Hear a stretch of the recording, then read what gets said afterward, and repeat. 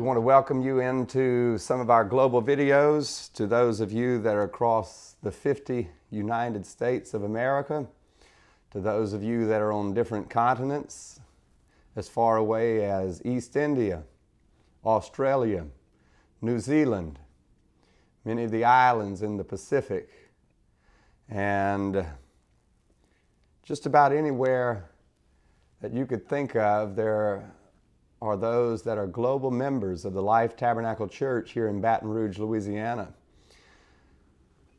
who have come to know us, and we've come to know you since March of 2020, during the global pandemic of the virus that shook the world.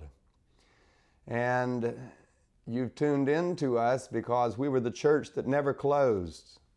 We were the church that kept preaching, kept singing, holding 3 services per week and sometimes even more, in spite of the governor's emergency orders, in spite of the church closures across the nation and the world. We remained open.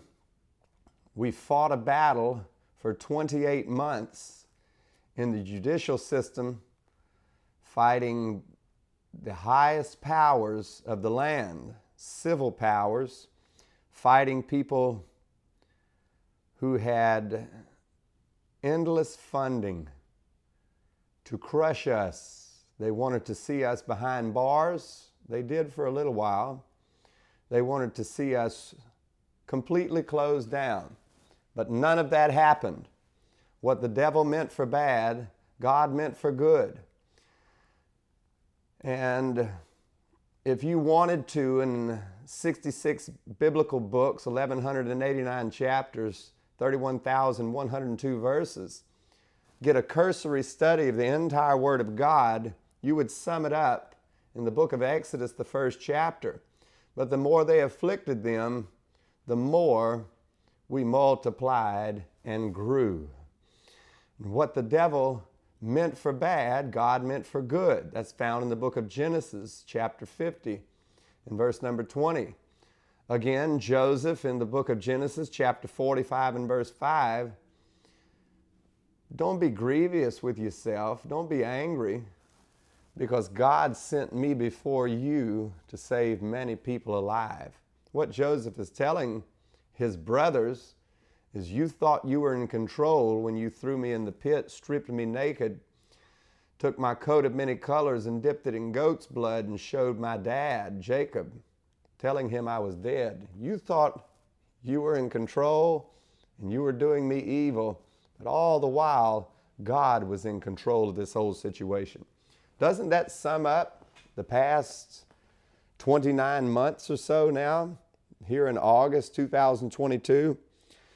All the while that our governor and our district attorney and the mayors and the senators and the congressmen and the crooked law enforcement and judges that misjudged the First Amendment and the Bill of Rights, all the while they thought they were harming us, they were really blessing us. This is the Word of God.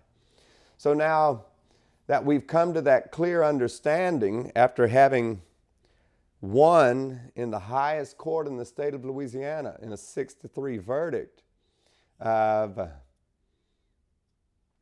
that beautiful wording, 30-something pages in a briefing written by the Louisiana Supreme Court that has now taken precedence over all of the prior cases that gave us religious freedom and civil liberty precedent in America. All of those previous rulings from the early 1900s, and the Jacobson versus the state of Massachusetts, the Swedish-born preacher, all of the Smith versus Division of Employment in the state of Oregon. You no longer have to go to those to get religious freedoms. You can now go to Spell versus the state of Louisiana. And when you read that, it's going to give you religious liberty on your job, in your school, in every aspect of life. And that's why God allowed us to go through these past 2 years. It was demonic, it was oppressive and satanic, but in spite of all that, just like in Job's trial, just like in Jacob's trial, none of that had any bearing. It was God that allowed the devil to do what he did, and we had a predetermined victory all along. So now, in August the 5th, 2022, 1 week ago, the governor of New York declared a state of emergency for monkeypox. Copycat governor, Illinois, declared a state of emergency.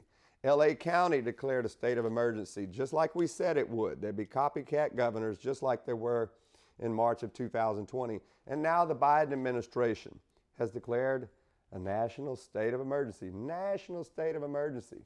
Copycats. Yeah, it's already monkeypox season, and I've still got my COVID decorations up. What's going on? We're now through this pandemic, and we're already beginning a new one. So now we're going to start over again with all of the religious exemptions. You're going to need all these exemptions to keep a job, to be able to travel, to be able to go to school. We've got you covered because we've settled that already in our Supreme Court win. And it doesn't matter to the tyrants, the governors and the mayors and what have you. They're still going to fight you.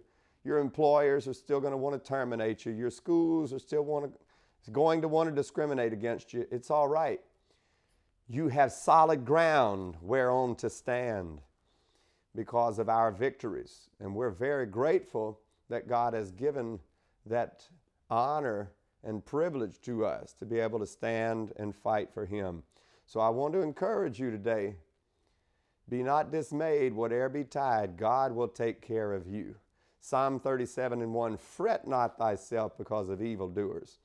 Remember in this past Sunday morning sermon, Hezekiah could have fret against King Sennacherib and Rabshakeh, but you know what he did? He didn't fret it, he spread it. He spread out that letter on the altar and turned it over to God. That's what I want you today to do. Don't fret, but just turn it over to the Lord and watch God fight your battles for you. God's richest blessings on your life today. We'll see you soon in the global videos.